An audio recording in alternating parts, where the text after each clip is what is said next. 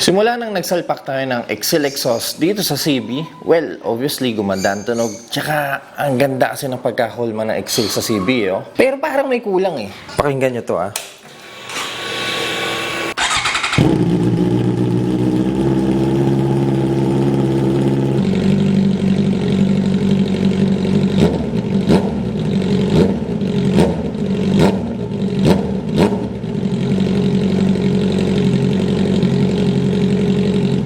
Parang paos. Well, ngayong araw, subukan natin ayusin itong tambutso na to.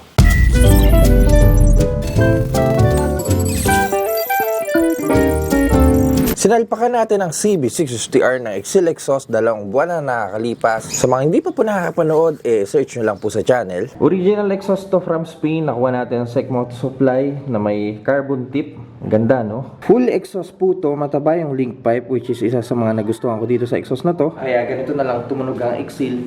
May DB killer siya na naka-welding doon sa loob ng link pipe. Kadalasan kasi sa mga exhaust, yung DB killer nakalagay lang sa mga canister. Yung tipong unscrew nyo lang, tanggalin nyo lang ng long nose. Okay na, wala na kayong DB killer. Pero dito sa Excel, andito siya sa may taas ng link pipe. Kaya ang gagawin natin, babaklasin natin yung canister at yung link pipe. Tanggal na muna natin. Tanggal po yung screw. Ito yung matigas eh.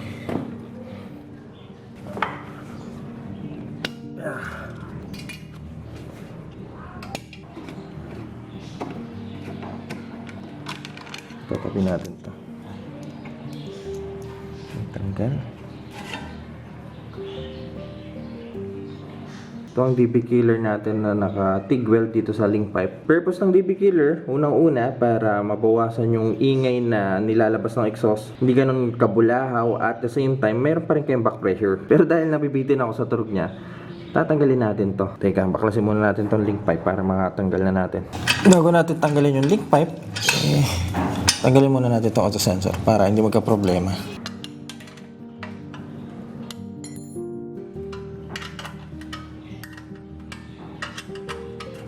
Tanggal lang natin itong clamp, tapos sabay ilan. Yeah. Tapos ito yung sinasabi sa inyo, pag nag-install kayo ng bagong Excel sa CB, dalawa ang salpakan ng auto sensor.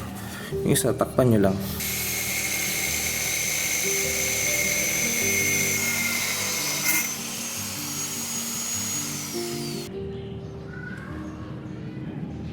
Okay na, tanggal na yung DB killer. Lit lang, no? So dahil free flow na magiging exhaust ng CB, wala nang pumipigil sa Excel, kailangan i-upgrade natin ang air filter na ilalagay natin dito sa CB. Which is why maglalagay tayo ng BMC high flow air filter. Nakuha natin to sa Garage Point Manila for 5,800. At ito ang tsura niya.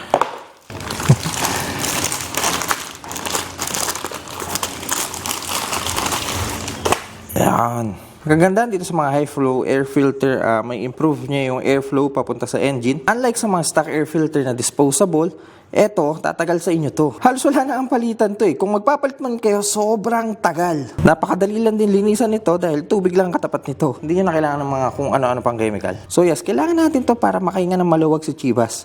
Kaya tara, silpak na natin to. So tinagal-tagal ng CB sa akin, ngayon ko lang tatanggalin tong main seat.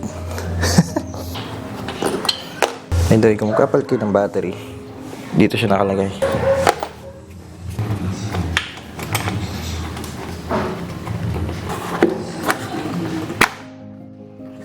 Ganun din gagawin natin dito sa kabila.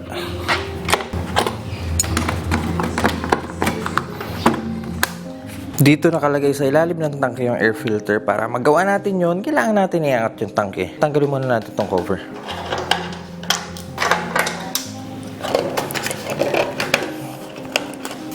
Velcro lang ba ito? Mukhang di siya angat pag dito lang. Parang kailangan natin tanggalin tong cover ng ignition. Tusok-tusok lang. Sabay angat ng clip. Yan.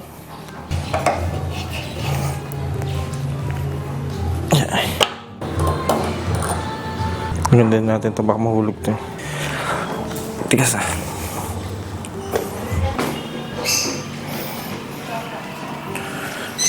Okay.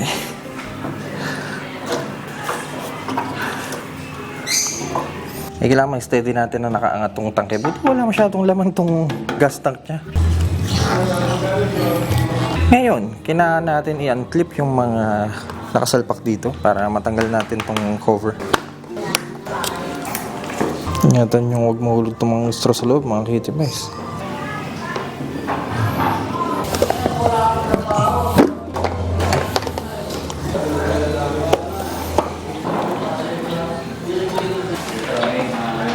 This is our stock air filter.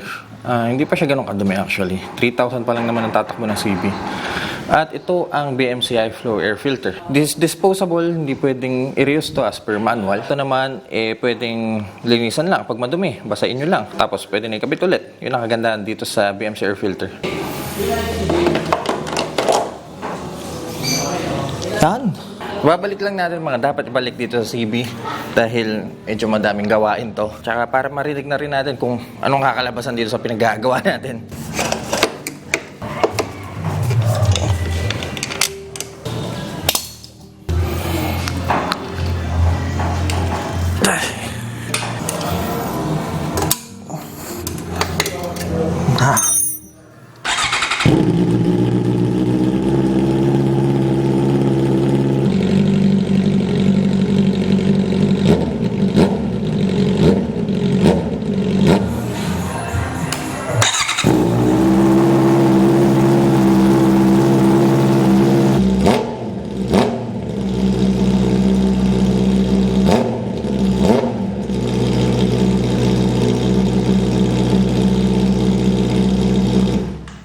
Subukan natin sa daan.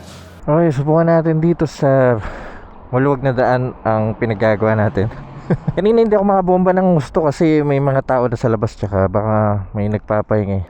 Panigurado lumakas to eh. Kaya dito natin subukan. Open area to, wala masyadong mga tao. Walang mga bahay. At ito ang tunog niya in idle. In idle, masabi ko kung lumakas talaga ng husto yung tambucho. Pero once na piniga mo na siya, grabe na. Ah!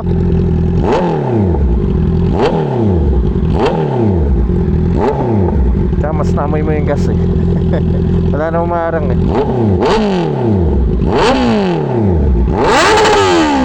Grabe.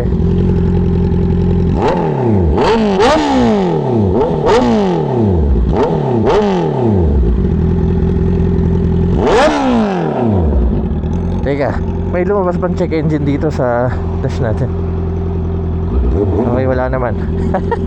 Good sign yun na maayos ang pagkakagawa natin. Okay, bago tayo umandar, siguro mas maganda kung disable natin yung e-clutch para mas maganda yung pakiramdam ng back torque. Ewan ko kapag naka-e-clutch kasi ako hindi ko masyado maramdaman yung engine brake eh. Yan, patay na. So naka-manual na tayo, nakasulat mo.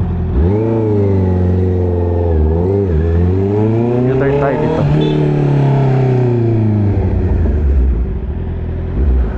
Okay.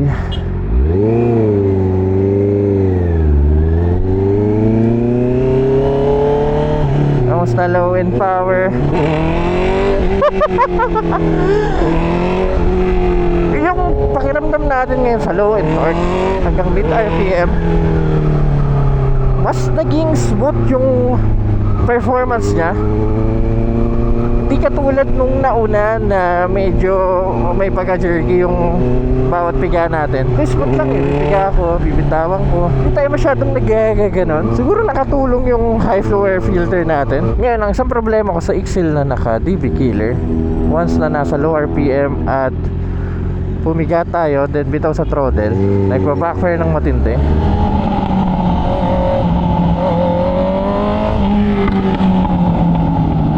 Grabe, pumutok yung exhaust. Tumawa natin dito.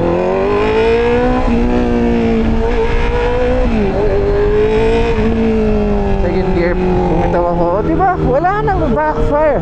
Well, kung meron man, sobrang minimal na lang. Ulitin ko ha, second gear, bumitaw ako.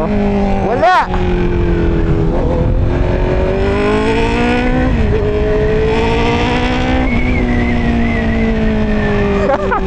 Alam niyo, ngayon ko lang masabi, hindi na boring ang CB. Matod na yung pakiramdam niya.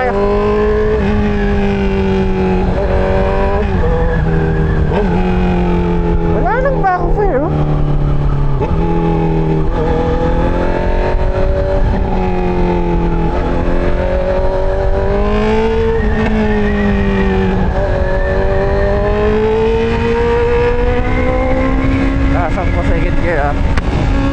bitaw. Wala oh.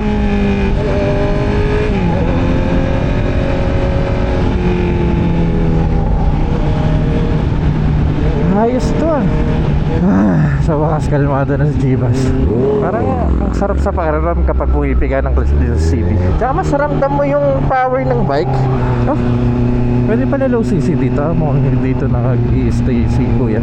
Sa mga nagtatanong kung kailangan mo talaga mag high flow air filter, well, actually, mas recommendable lalo na kung naka full system kayo para makahinga na maayos yung bike, para maganda yung flow ng hangin. At siguro malaking tanong sa inyo, kailangan bang mag-remap? Domino itong tatlo eh, full system, high flow air filter, tsaka remap o dyno or reflash, retune, bahala na kayo kung anong term ang gusto nyo gamitin.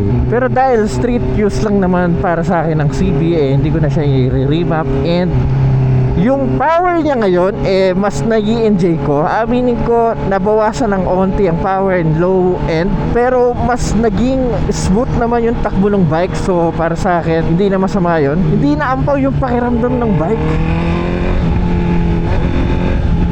Yung hinahanap ko na naramdaman ko nun sa Firebleed. Bawat piga mo sa throttle, ramdam mo yung power na binibigay ng bike. Yung kamakilang setup natin, hindi ganito yung performance eh.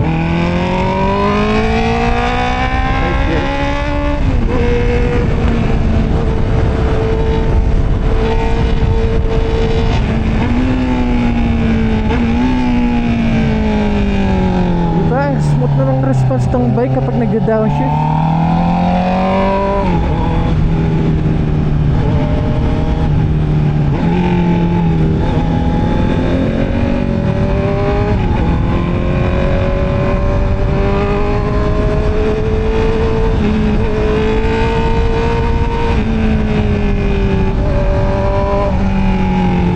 Bakit ngayon ko lang ginawa to?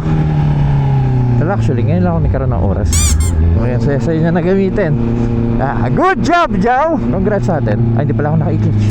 Bomba tayo. Sa ang bilis ako umakat ng RPM, hindi na late. Meron bang power gain kapag nagsalpak tayo ng high flow air filter? Well, actually, itong ginawa natin modification, full system exhaust and high flow air filter, meron talagang power gain pagdating sa torque and horsepower.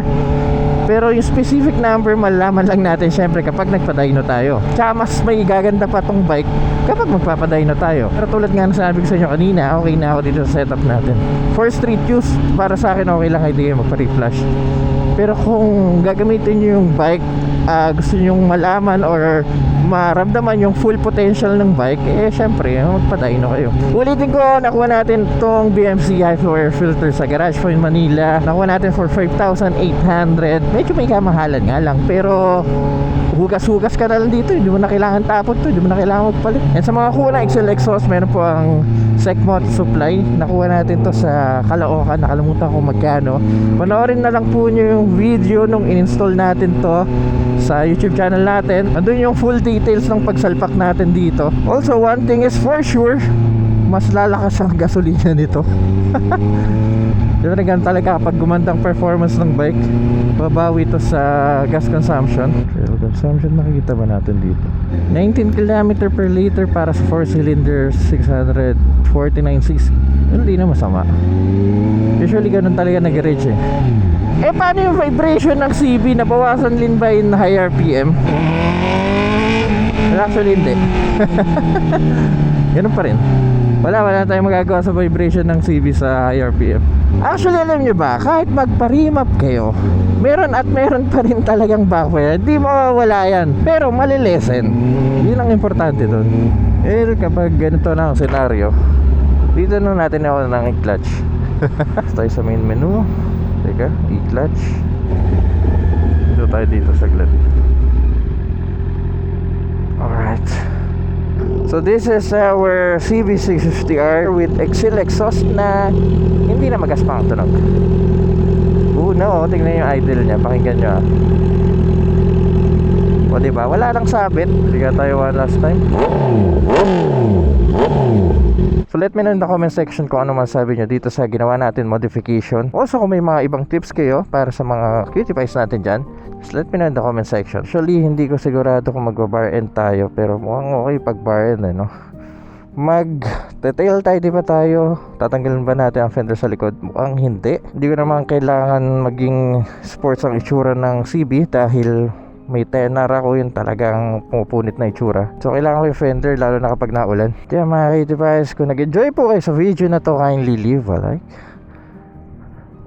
At kung mahilig kayo sa mga ganitong content, huwag kayong mag-alala dahil nasa tamang channel kayo. So make sure to press that subscribe button dyan sa baba. Mukhang mapapajogging tayo nang wala sa oras dito sa lugar na to.